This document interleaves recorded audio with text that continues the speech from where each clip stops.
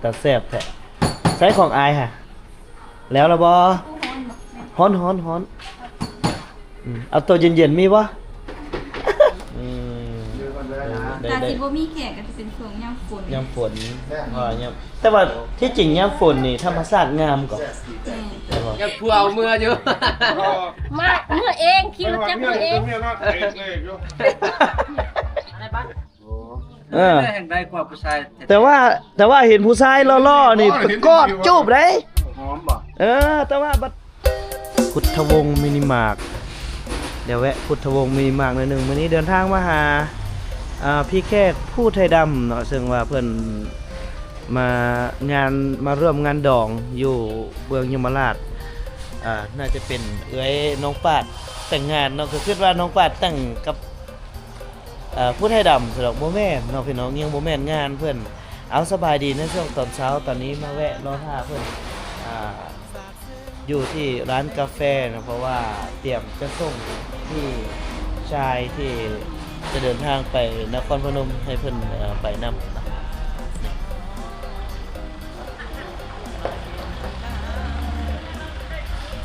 สบายดีเฮียสบายดีเดี๋ยวเขาแวะเข้าร้านแอมอินกาแฟเนาะเดี๋ยวเขาแวะเข้ามากินกาแฟหน่อยหนึ่งก่อนนี่โอ้สาวยังหลายคือเก่าเลยพี่น้องคิดว่าอันน่ะไปอันน่ะเอาผัวไปแล้วสะดอกยังเนาะ สาวโอ้ส่งกาแฟแต่แซ่บแท้ใช้ของอายค่ะแล้วละบ่ฮ้อนเอาตัวเย็นๆมีบ่ เอาแวะกินกาแฟหน่อยหนึงก่อนพี่น้องเนี่ยสามารถมานี่ก็สามารถเที่ยว3นี้ได้เลยรูปนี่เป็นได้แล้วบ่เป็นได้แซ่บอยู่บ่คือบ่เย็นอยู่บ่กลับก่อนวันหน้าจังมาใหม่ ไม่ได้ละ อ๋ออันนี้ เมนูจ้าอ๋อเมนูใหม่ตัวนี้ มีเมนูใหม่แต่กรอกชีสยืด ใช้กรอบชีสยืด35 บาท ยืดยาววะ ตัวนี้คือเกี๊ยมแม่นบ่ แน่น คือเกี๊ยมเด็กน้อยคือสิมักเนาะ แน่น อันนี้ เป็นไฟ เฟรนช์ฟรายทอดมันดัง มันแก้ว เอาแขกหลายบ่ช่วงนี้ เนี่ยช่วงนี้ลาย แขก ช่วงปีใหม่แต่มานี่กันลาย ได้ ตาสิบ่มีแขกก็จะเป็นช่วงยามฝน ยามฝนแต่ว่าที่จริงยามฝนนี่ธรรมชาติงามกว่า ใช่ป่ะยามฝนนี่คือสีเขียวแถวนี้สีเขียวมันจะหลายถ้าทางปูยางแล้วนี่สามารถไปนั้นได้เลยนี่เนาะไปอันถ้ำหน้าต่างสบาย กำลังปูยาง กำลังปูยางช่วงนี้เคยได้ลงทุนจะเขื่อนแล้ว ลงเทื่อนึงลงกับแม่ครัวแต่ว่าไปบ่ฮอดน้ำท่วมก่อนแต่กลับมา อ๋อ ฮอด ไปน้ำท่วมก้อน ว่าสิไปเปลี่ยนกับอันพนักงานในทางนั้นว่าสิสลับกันเขาขึ้นมาพี่เฮาลงไปพุ่นแต่ว่าน้ำท่วมก่อนก็เลยมาบ่ได้ ก็คักอยู่ได้น้องทางคนก็คักอยู่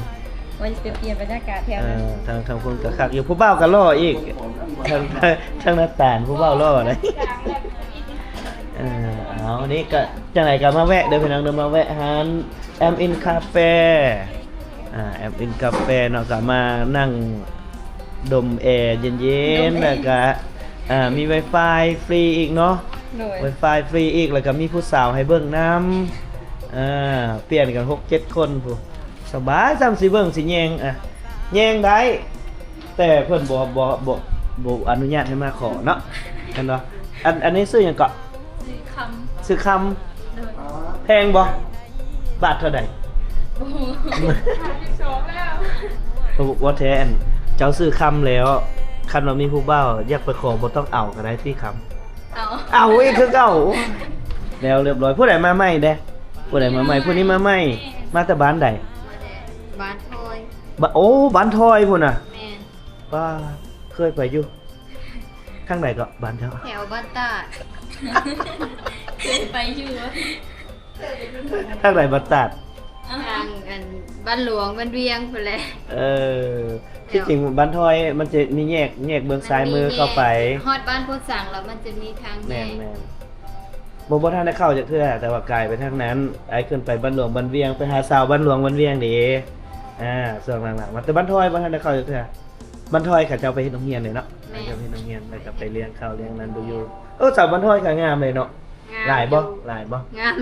หลายคนอยู่ แต่เดี๋ยวนี้แหละอันคนงามหั่นแหละเขาไปเฮ็ดเวียกอยู่ไทย โอ้ฮะเด้บ่ต้องมาหาสาวลาวดอกหนุ่มไทยเอ้ยเขาไปหาหนุ่มไทยอยู่พ้นหนุ่มไทยบ่ต้องมาหาสาวลาวดอก แต่ว่างามๆมาได้ผัวมาแล้ว ว้ายผัวบ่มีดอกบ่มีแต่แฟน 2-3 คน อันนี้ขออนุญาตถามชื่อหยังก็ ซื้อทู ทู โท สาวโทอยู่บ้านทอย แม่น มาเฮ็ดเวียกได้จักมื้อละ แต่ประมาณเดือนละ เดือนปลายเป้าหมายว่าสิอยู่จักเดือน อยู่เป็น อยู่จนเก่ง อยู่จนเป็นปี อยู่จนได้ผัวพุ่นละจักสิกลับ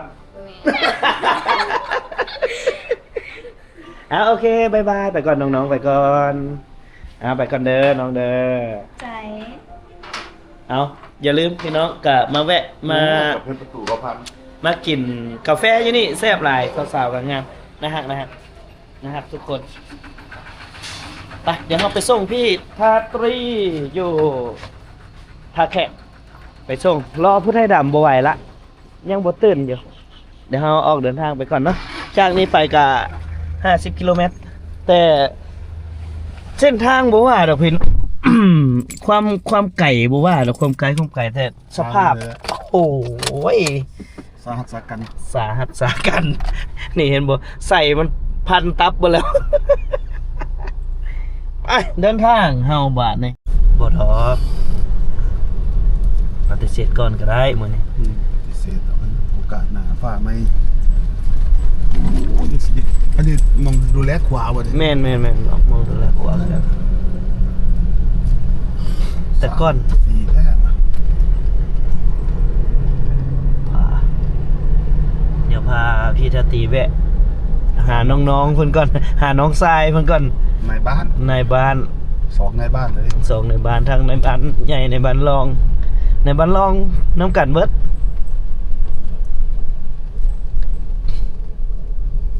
เดี๋ยวแวะเบิ่ง น้องในบ้านก็แบบมีผู้สาวโอ้ย บอกให้เศร้ากับบ่เศร้าว่าเดี๋ยวรอโอกาสเพิ่นเนาะรอเวลาเพิ่นว่า อืม เนาะแต่เฮายังติดตามอยู่เด้อ มีดังมันก็เลยนำ จนเขาเอาผัวปะเพิ่นพุ่นละเพิ่นจะกลับ แม่นบ้า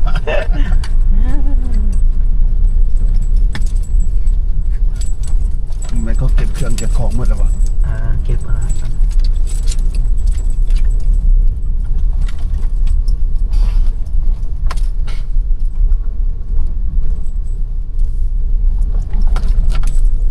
าม้างหัวงัวพี่น้องมื้อนี้ มาซ้ำหัวงัวเพราะว่าดองอยู่แถวนี้เขากิน3 มื้อนี่ ว่าโอ้ผู้อื่นก็อมหลายหมู่บ้านเนี่ยลมตีท้องง่าย ว้ายกินเบิดมื้อเนาะ อยู่บ่บ่ต้องอยู่บ่ อยู่เนาะเวียนของในบ้าน เน้นของเนาะ รถพังหมดดิ รถพังมาแล้ว เขาไม่ได้ถามรถพังแล้วต้องใส่เงินทำใจนะบางทีนี้บุญวาสนาตัวอาจจะได้มีเงินไหลเขาอยู่ดอก ทำความดีไปเรื่อย เอ้ยเหยียบหมา ๆ มาห่วยอบซะไปอย่างไหว โอ้ยบ่ โอ้ยยังบ่ทันได้เมียนอยู่เว้ยจอดนี่เหมือนเดิมไปลำลาน้องทรายเจ้า ยางลงไปปั๊บแบบเมื่อก่อนเดินล่ะขึ้นรถเลยนะ โอ้ยันบ่ได้ดอกเนี่ยนะเขาบ่ให้เมื่อเนาะเนี่ยอ๋อพี่น้องนี่มาพาพี่เพิ่นมาล้ำมาลามื้อที่2มื้อนี้เป็นมื้อที่3เนาะมื้อที่3ของงานดองน่าเห็นไหมบอกแล้วว่างานดองอยู่นี่ต้อง3 วัน ไอ้น้องมาเอา เมื่อก่อนไปย่างมานี่ออกมานี่ พาเพิ่นมาลาน้องทรายเพิ่น ได้ล่ะในบ้าน โอ้คน ใน ที่ บ้าน ด เพิ่ อน ง ก็ เล อย ยู่ สบายดีสบายดีแล้วจังเข้าไปแล้วจังเข้าไปล่ะฮะ มาซุกฮอนแล้วบ่โทรบ่รับเลย จักแล้วบ่ฮู้เลย บ่ เด้ ให้เมื่อจังได๋ก็ได้อยู่สลับได้อยู่ มันกอดผู้สาวคนไหนนะ ว้าย บ้านไหนดอก สาวบ้านไหน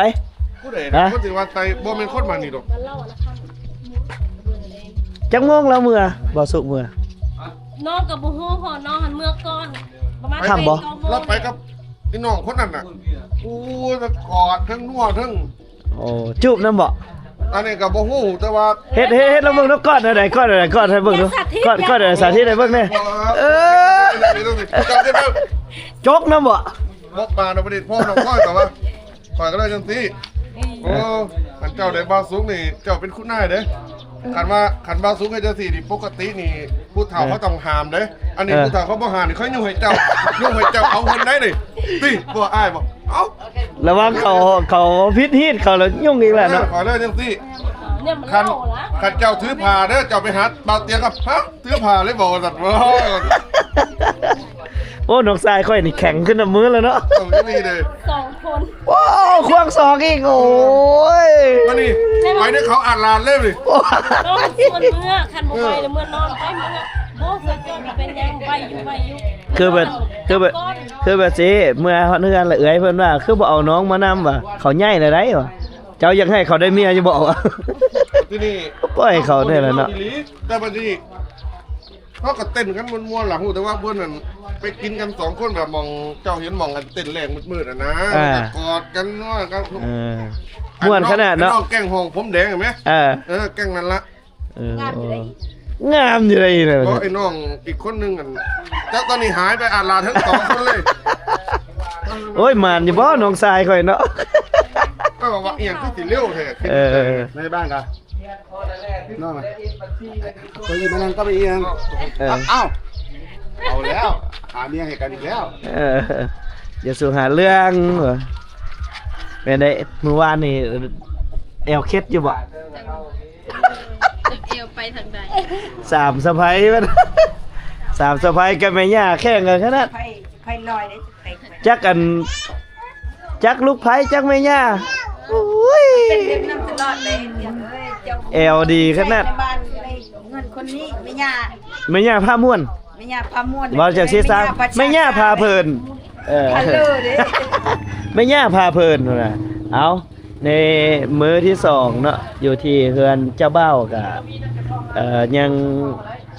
ก็ยังอุ่น ยังอุ่นๆกระตื้มนี่บ่ได้พักเลยนะนี่นะ ก็ได้พักแล้ว แล้วคุณนายในบ้านเลี้ยงของเมื่อใด เมียนมื้อนี้บ่มื้ออื่นยังมังหัวเป็ดเด้มื้ออื่นนี่มื้อนี้มังหัวงัวมื้ออื่นมังหัวเป็ด ได้ ลูกสะใภ้ก็จนบ่ได้อยู่ได้เศร้าพุ่นแล้ว โอ้ยลูก ใส่ ไฟแม่ดีพอตาย แต่ แล้ว อีกไผหนึงเด้ไผล่าเด้ไผล่าไปใส่ไผล่า นี่เด้เอา เอเอาได้สามสะใภ้เบิดบัดนี้เนาะ ยังไม่ยาคนเดียว ยังไม่ย่ามันยังดองไม่ย่าเด้อบัดนี้เด้อมื้อ เจ้าให้ลูล่าเลยบัดนี้ มื้อใดดองไม่ย่านี่ก็สิได้มาอีกแล้ว เปิดยุงแฮมเด้อบ่เปิด โอ้ยไปเปิดอยู่ถ้ำบ่เป็นหยังถ้ำลมพุ่นไปจัดอยู่ถ้ำลมพุ่นเอาบรรยากาศพี่น้องอยู่บ้านนาดีเขาก็ยังคึกคืนมื้อนี้ก็มือเก็บโต๊ะเก็บตั้งเก็บเต็นท์ก็เพิ่นก็จะมีน้ำแข็งเรือลายบ่นังฮ้องโอ้อายสิพาเจ้าไปอัดเพลงเด้อเฮ้อไสโอ้ยังปิดเป่าเลยไปบ่อัดเพลงบ่เพลงหยังก็ได้แต่งมารถแต่งมาสิพาไปอัดนี่อัดใส่กระดงพัด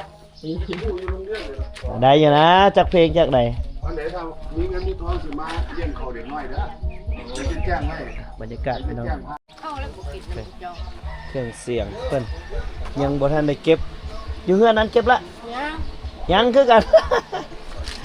อ้าวฮะอ้าวกินเบียร์ได้พ่อบ่แม่นกินน้ำหวานได้กินหยังนี่สบายดี FC แม่นเพียงอ่ะนะ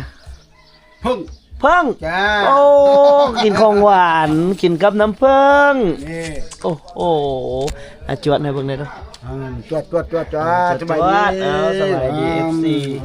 ป้ามิมติอันนี้ มิมไปยังเพิ่ง เพิ่งบ่เบิ่งกินมึงเด้อ นี่ บิมาหน่อยเด้อหน่อยหนึง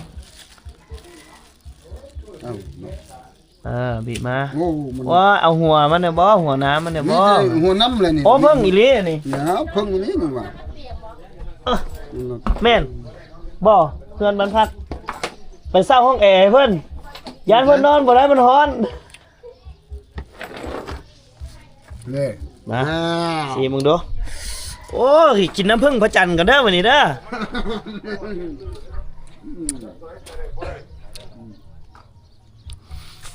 อืม ครับบ่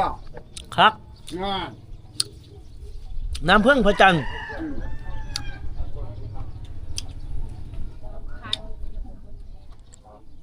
เพิ่ง โอ้มันมีขี้มันนำดะขี้ผึ้ง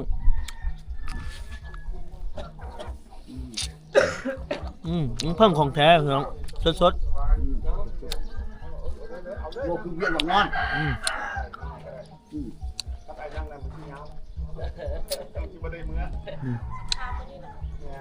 บรรยากาศ นี่เด็กเข้าไปนี่เลี้ยง บ่ได้ละกินอันนี้ละ กว่านั้นกินเบียร์นั่น แม่นกลัวกินเบียร์อีหลิ โอ้ยไปเมือง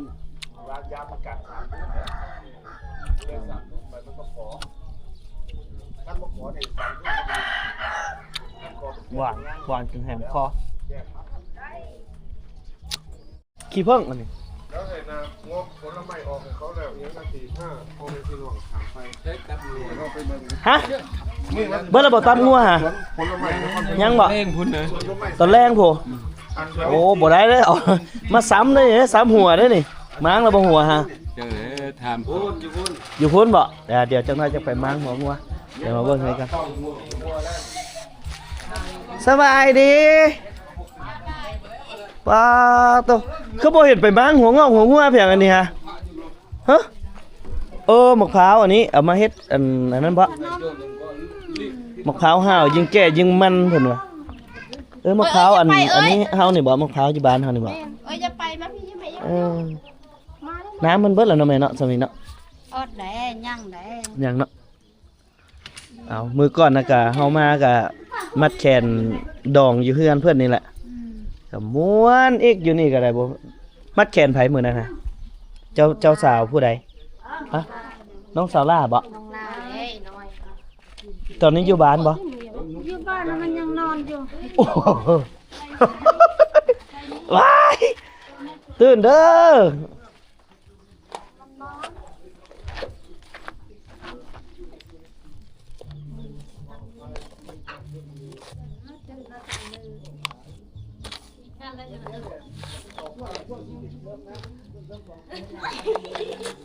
สบายดีก้องยกมือกันยกมือสบายดีลุงกันเร็วๆสบายดีลุงเตียงกันไว้ตอนมีขนมให้เพิ่นไม่ไหวเท่าไดจับปั๊บนบมือพร้อมเฮ้ยเอ๊บ่ได้สนใจเอาลิ้นต่ออ่ะนี่ก็บรรยากาศในช่วงยามเช้าๆพี่น้องก็หลังจากที่แล้วงานดอกกับไอ้น้องโป๊ะป่ายกับเจ้าก็ยังซุ่มนุมกันอยู่นี่อีกหน่อยหนึ่งเนาะก่อนที่จะได้เก็บโต๊ะเก็บเต็นท์มื้อนี้ก็น่าจะสวยๆพวกนั้นเนาะเจ้าก็ยังอยู่นี่เนาะบ่าวตอมสาวจ้อยอันนี้ก็เฮือนแม่ของน้องจ้อยเนาะอันนี้ก็จะเป็นไอ้น้องของเพิ่นเท่านั้น ไอ้น้องทั้งพ่อน้องจ้อยว่าซั่นซะ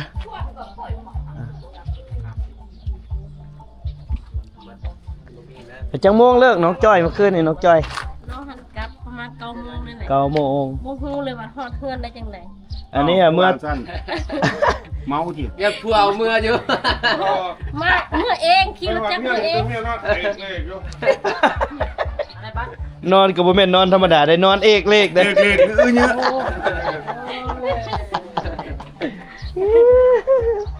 ให้ นะ บ่เตรียมไปเบิ่งได้เป็นข่อยโพดโลกกับข่อยประมาณ10โมงกันอยู่ จะโพสต์แล้วบ่ โพดแล้วกันอยู่ลาว10โมงกันอยู่ไทยกับ4ทุ่มข่อยไปจอเบิ่ง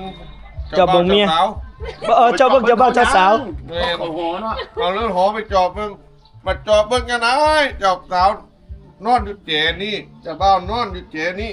เออ ก็เลยแบบบุกเข้าไปในห้องโอ้ยกอดกันมีกอดกันไปกอดกันนอนกอดกันไป เออ เขินอีกอยากอายกันอีก โอ้ยค่อยคือบ่อยู่ว่ะเออค่อยสิเฮ็ดคลิปอีก ก็ นี่ เลยบอกเจ้าบ่าวบอกจับมือเจ้าสาวให้มากอดเจ้าบ่าวอยากอายเจ้าบ่าวกันยับหนีก็เลยดันเจ้าบ่าวใส่จับมือเจ้าสาวน่ะมันจับของเจ้าบ่าวเลยนี่เอ้าเออ โอ้ยเจ้าก็โพสต์เจ้าก็ได้ขี้ดื้อโพดดอก ยังกระเทือยอยู่เลย เจ้าบ่าวก็ อย่า อาย เว้ เขินอีก าเจ้าอย่าเว้ามันมีคนอยู่นั่น อายแล้วเนาะเว้ย อยู่สองคนมึงเห็นบ่ จอบเบิ้งแต่นั่นน่ะเลยจอบเบิ้งแต่นั่นแหละเพิ่งอ่ะเจ้าบ่าวก็นอนคดอยู่เนาะนอนคดยานเขากอดได้มันก็นอนคดแล้วจะไปเบิ้งนี่ข่อยโพดลงกัน เจ้าก็ต้องโพสต์เจ้า เจ้าสาวนี่ก็หันหน้ามาหาเจ้าบ่าวอยู่ แต่ว่าเจ้าบ่าวนั่นเล่นโต๊ะบัดบ่าวดุดเข้าหามันก็งับหนีเขาโอ้ยเพราะว่าเป็นกระเทยบ่เจ้าบ่าวเนี่ย อย่าพาเว้า ได้ลูกเพิ่นน่ะฮู้ว่ากระเทยกระเทย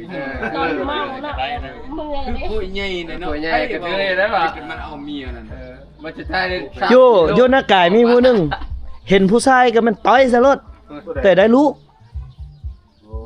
เออ แห่งได้ความผู้ชาย แต่ว่าเห็นผู้ชายล่อๆนี่เป็นกอดจูบได้ หอมบ่ เออ แต่ว่าบัดเอาเมียลูกเล่ากับความงามหนึ่งลูกเรา ใจไก่ เออใจนะหญิงก็ได้ชายก็ดีอะนะ ยุ่งกับพี่อย่าขี้อย่าพุ่ง ใจได้เป็นผู้หญิงในร่างกายก็เป็น แม่นไว้เอาจักเพลงได้ไหมเฮ้ยเอาหน่อยนะให้ฟังในอยตอนเช้าในอยจักเพลงหน่อยไหมโชว์มึงดูสเต็ป ให้เพิ่นไปอัดเสียงในไข่บาโบไปอัดเพลง แหมสิพาไปอัดเพลงนี่อัดอยู่ห้องอัดท่าแขกนี่ก็ได้นี่ไป เอาคอยน้องช่องเมฆกับผลงานพุ่นโด เดี๋ยวไอ้สิอ้วนไปโชว์ให้ไอ้ฟังอีกจักเพลงหนึ่งไป ถ้าโบเป็นสปอร์ตเด้อคอยลอง2เมกอ่ะโอเป็นรอทั้งมึงนึง เอาเพลงลาวเด้อตัวบ่มีลิขสิทธิ์ไปเอาเพลงลาวตัวบ่มีลิขสิทธิ์นี่ให้ไอ้ฟังหน่อยไป ชื่อหมกรถดิ รอบเพลงนึง เอาจักเพลงหนึงให้ฟังหน่อย รอยจังปูนึงก่อนได้ไหม ให้โอกาสได้นี่เด้ เชือกอันชัด ไปห้องให้โอกาสได้นี่ นั่งพาไปอัด มือหน้าอีกลิ้นโตเองละโอ้ยไก่สิเกิดแล้วนะไก่สิเกิดแล้วเมื่อกี้นี่ ไม่เอาเบิ้ลลังตัวนี้ เอาเบิดลังตัวนี้แม่แล้วเนาะ ยังไงนะ ยังบ่ทันได้เบิดลังเลยที่จริงเพิ่นฮ้องม่วนได้พี่น้องเมื่อวานนี่บ่เตียงฟังผู้ใดเนาะฮ้องเพลงว่าซั่นนี่ไปเบิ่งโอ้ยคนเฮานี่เนาะว่าซั่นไปเบิ่งว่าคนเฮานี่ฮ้องม่วนอีหลีแม่นบ่ม่วนๆครับ ม่วนบ่ ฮ้องม่วนเสียงมันน่าจะติดหูของชุมชนอยู่ ตอนพอค่ำเนาะ อีหลีเนาะเสียงเจ้าติดหูอยู่ น้องจุกคนบ่นุกำลังเฮ็ด เบิ่งไอ้เตียงนี่บ่มีเลยเล่นนั้นรถ ไปบ่ลองเป็นอีหลีเสียงม่วน จอกกันทั้งนี้ คือชอบคนไอ้ต้อมแบบเมฆคือนั้นกายเมือง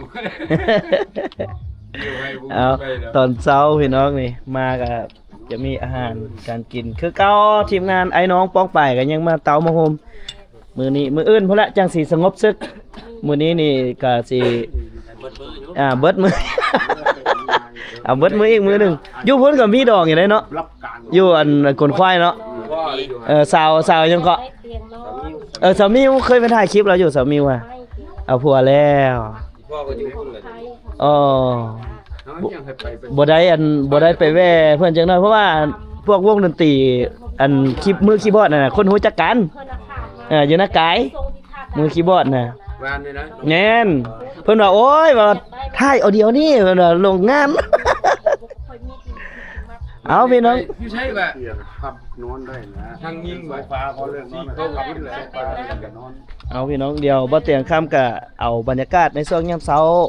อยู่เฮือนเจ้าบ่าวให้พี่ให้น้องได้เบิ่งสำนึกก่อนเนาะก็เพราะว่าอยู่นี่ก็เพิ่นก็ยังซ้ำเซาไว้น้องเอ้ยยังซ้ำเซาอยู่เดี๋ยวสิพาไปเบิ่งเจ้าบ่าวเจ้าสาวใน EP หน้าสำหรับ EP นี้ขอลาไปก่อนเด้อสบายดี